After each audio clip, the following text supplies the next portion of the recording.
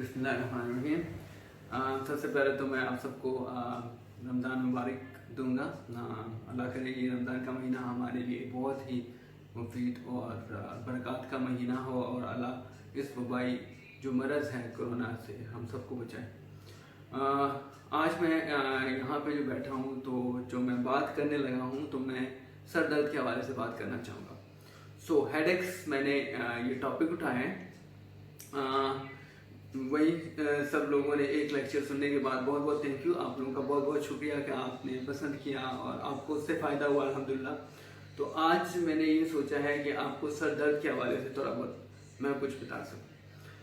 अगर मैं आपको सही बताऊं तो जितने कोई हेडेक्स की टाइप्स मुझे पता है, वैसे तो बहुत से हैं, लेकिन जो बड़े बड़े हैं वो 17 टाइप के हैं, लेकिन उनकी डिटेल्स में मैं नहीं जाऊँगा क्योंकि वो तो फिर वो मेडिकल रिलेटेड हो जाएगा। मैं थोड़ा सा ना आराम से सिंपल अल्फाज में आप लोगों को समझाने के लिए हेडेक की क्लासिफिकेशन करूँ। तो जहाँ पे हम हेडेक की बात करेंगे तो असल में हेडेक्स जो हैं वो होती हैं प्राइमरी हेडेक्स, जो कहते हैं कि जो अचानक से हो जाती हैं, तो दैट्स प्राइमरी हेडेक। और एक होती है सेकेंडरी हेडेक्स जिसका कोई ना कोई रीज़न होगा, सेकेंडरी कोई रीज़न होगा उसका। तो प्राइमरी हेडेक्स के हवाले से मैं जो आपको बताऊंगा कि ये कितनी किस्म की होती हैं और ये क्या होती हैं। तो प्राइमरी हेडेक में सबसे पहले जो हम इस पे बात करेंगे, जो बहुत कॉमन है, बहुत से लोगों को होता है और जो काफ़ी लोग इसके बारे में जानना चाहते हैं और पूछते हैं, और हर कोई बंदा आके ये कहता है कि मुझे यही वाला हेडेक है, तो वो माइग्रेन है। अब प्राइमरी हेडेक में पहली किस्म हो जाएगी माइग्रेन, दूसरी किस्म जो हमारे पास होगी वो होगी टेंशन हेडेक्स, ठीक है। तीसरी हमारे पास आएगी क्लस्टर हेडेक्स, और चौथी जो हेडेक है वो साइनस की हेडेक होगी, और पांचवी जो है प्राइमरी हेडेक्स की मैं बात कर रहा हूँ वो हार्मोनल हेडेक होगी।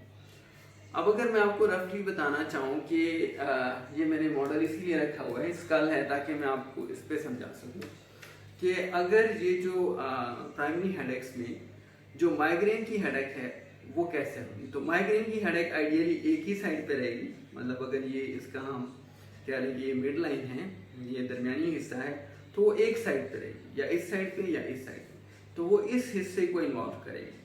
तो इस वाले हिस्से में सर के किसी भी एक हिस्से में, साथ में उसमें आंख की इन्वॉल्वमेंट हो सकती है, थोड़ा बहुत पीछे भी जा सकता है। तो ये जो एक साइड की हेडेक होगी वो होगी माइग्रेन की हेडेक। जो टेंशन हेडेक होगी वो स्पेसिफिकली ना इधर माथे के ऊपर होती है, यहाँ पे इस माथे के ऊपर जो हेडेक होगी उसको हम टेंशन हेडेक कहेंगे। जो क्लस्टर हेडेक है उसमें आंख की इन्वॉल्वमेंट होती है, ये जो सारा हिस्सा है ये आपका क्लस्टर हेडेक में आ जाता है। और जो साइनस की हेडेक होती है तो वो आपकी ना साइनसेस जो है वो यहाँ पे ये मैक्सिलरी साइनसेस में, तो यहाँ पे होती है। हार्मोनल हेडेक्स तो जैसे हार्मोनल चेंजेस होती हैं उसके मुताबिक फिर वो सर दर्द होता है। अब हम बात करेंगे कि जो माइग्रेन की हेडेक है वो कैसे होती है। अब माइग्रेन की जो हेडेक है वो 70% एक साइड पे होगी, मतलब 70% मरीजों में ये एक साइड पे हो सकती है, दोनों साइड पे भी हो सकती है, लेकिन 70% लोगों में ये एक साइड पे होगी। ये जो दर्द होती है ये आहिस्ता आहिस्ता बढ़ती है, मतलब धीरे धीरे से ये जो दर्द है ना ये बढ़ता रहता है और धीरे धीरे से आता है। इसमें चंद एक सिम्टम्स होती हैं, उसमें उल्टी का आना, मतली आना, दिल खराब होना और आहिस्ता आहिस्ता इसका बढ़ना, और ये तकरीबन 4 घंटे से लेके 72 घंटे तक ये दर्द रह सकती है। इसमें कभी कभार हम एक लफ्ज़ इस्तेमाल करते हैं औरा। औरा क्या होता है? औरा ये होता है कि पहले से पता चल जाता है कि ये सर दर्द आने वाला है। तो औरा इसमें होता है पहले से पता चलना शुरू हो जाता है, चीज़ें धुंधली नज़र आना शुरू हो जाती हैं, काले काले धब्बे नज़र आना शुरू हो जाते हैं, मतली आना शुरू हो जाती है। तो पहले से पता चल जाता है कि ये दर्द आने वाला है, और फिर ये जब दर्द शुरू हो जाती है उसके फिर डिफरेंट ट्रीटमेंट ऑप्शंस हैं, वो बाद में डिस्कस करेंगे। दूसरा जब हम टेंशन की बात करते हैं, टेंशन हेडेक्स मस्कुलर टाइप की हेडेक होती है, जैसे बैंड, ये सर ऐसे जकड़ा होता है, इस हिस्से में सर में दर्द होता है, और ये जो दर्द होता है ये तकरीबन 4 घंटे से लेके 24 घंटे तक होता है, और ये ग्रेजुअल नहीं होता है, ये शदीद होता है, यकदम होता है और परसिस्ट करता है। तीसरी जो है हमारे पास साइनस की हेडेक, तो वो आपको पता है कि जो साइनोसाइटिस जिसको हो उसमें साइनसिस की वजह से ये हेडेक आती है, सर दर्द होती है, साइनस की वजह से होता है। दूसरा जो क्लस्टर हेडेक है, क्लस्टर हेडेक टिपिकली इस आंख को इन्वॉल्व करता है। तो यहाँ पे मेरे पास पिक्चर है, तो उस पिक्चर के हवाले से आई विश कि मैं आपको ये पिक्चर दिखा सकता।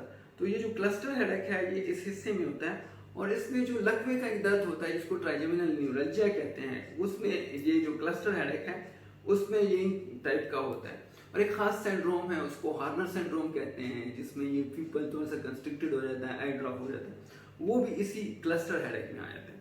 इसमें कभी कभार आंख में से पानी का ज्यादा आना, पानी का ना आना हो सकता है, नाक में से पानी आना, ये क्लस्टर हेडेक की खसूसियात होती हैं। और बाकी जो हार्मोनल हेडेक है वो तो हार्मोन्स मोस्ट लाइकली फीमेल्स में जब पीरियड्स के साइकिल्स और उस इश्यूज के साथ वो जो सर दर्द है होती है।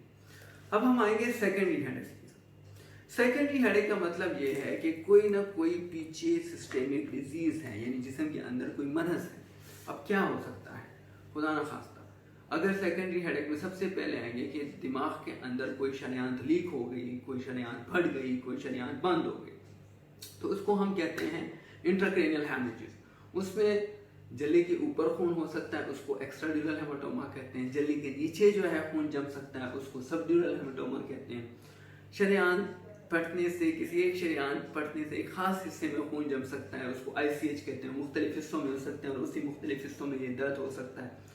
और इसी तरह एक कंडीशन है, उसको सबएरेकनाइड हेमरेज कहते हैं, और उसकी जो दर्द होती है वो कहते हैं कि वो इतनी शदीद होती है कि मरीज खुद बताता होता है कि ज़िंदगी का बदतरीन सर दर्द मुझे हुआ है, जिसको थंडर क्लैप कहते हैं, मतलब आसमानी बिजली जैसे बंदे पे गिर जाती है, इस तरह की जो है वो सर दर्द उसमें होती है। हाँ, बाकी इसमें आप देखिए, इसमें एज का होता है कि अगर ये 40 साल के बाद होती है सर दर्द, तो उसमें फिर एक खास कंडीशन है, उसको टेम्पोरल आर्थराइटिस कहते हैं। यहाँ पे एक खास किस्म की एक नस है, आर्टरी है, उसके इन्फ्लेमेशन की वजह से उसमें वर्म पड़ जाने से हो सकता है। और जो इंटरनल कैरोटिड आर्टरी डायसेक्शन कहते हैं, जो मेडिकल टर्मिनोलॉजी है लेकिन ये उनको समझ आती है जो मेडिकल में होंगी। तो ये सर दर्द की अकसाम है सारी, ठीक है। अब इनकी जो थेरेपीज हैं, इनके इलाज हैं वो डिफरेंट हैं। माइग्रेन के लिए हम ज़्यादातर NSAIDs हम कहते हैं, जैसे वार्डप्रान हो गई, ब्रूफिन हो गई, ये दवाइयाँ इस्तेमाल करते हैं, लेकिन लाजमी है कि इसमें डॉक्टर के साथ मशवरा किया जाए। साइनोसाइटिस के लिए डेफिनेटली एंटीबायोटिक्स का रोल होता है, स्टीम इनहेलेशन का उसमें रोल है। जो टेंशन हेडेक्स हैं उसमें से एंग्जोलिटिक्स काम देती हैं, मसल रिलैक्सेंट काम दे सकती हैं। जो हार्मोनल हेडेक्स हैं डेफिनेटली वो फिर देखना पड़ता है कौन सी कोई हार्मोनल थेरेपी तो नहीं जा रही, या कोई हार्मोन की डेफिशिएंसी तो नहीं है, तो उसी हिसाब से उसको पूरा किया जाता है। क्लस्टर हेडेक्स की जैसे मैंने आपको बताया कि उसकी बहुत सी किस्में हैं। इसमें ट्राइजेमिनल न्यूरल्जिया आ जाता है, लकवा आ जाता है, तो उसमें कभी कभार फेशियल स्पैज़म आ जाता है, वो जो लकवा होता है, तो उसकी फिर डिफरेंट ट्रीटमेंट है। उसमें हम स्टीरॉइड भी यूज़ कर सकते हैं, उसमें कार्बामेज़ेपिन एक खास किस्म की ड्रग है वो हम यूज़ कर सकते हैं। तो ये इसके इलाज हैं। ज़रूरी बात जो मैं समझता हूँ सर दर्द के हवाले से ये है कि 94% जो हमारी आवाम है, पूरी दुनिया की मैं बात कर रहा हूँ, इस पर सर्वे हुआ था कि 94% लोगों में जो 18 साल से ऊपर पहुँचते हैं उनको 94% में 2-3 किस्म के हेडेक हो चुके होते हैं, और वो कह लें कि खुद ब खुद ठीक हो जाते हैं या थोड़े से एनर्जेटिक से, थोड़ी सी दवाइयों से ठीक हो जाते हैं।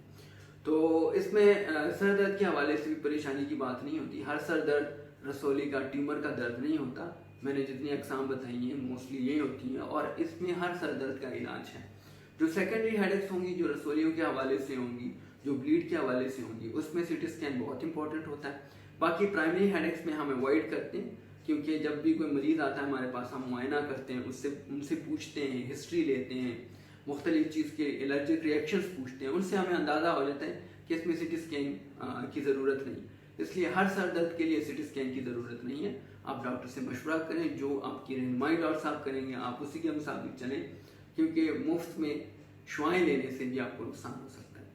तो ये चंद एक मैंने कोशिश की है रमज़ान के हवाले से। मैंने कहा कि मैं आपको जल्दी से एक प्रीव्यू दूँ, तो ये आपके हेडेक के हवाले से मेरा लेक्चर था। अपना बहुत ख्याल रखेंगे इंशाल्लाह। फिर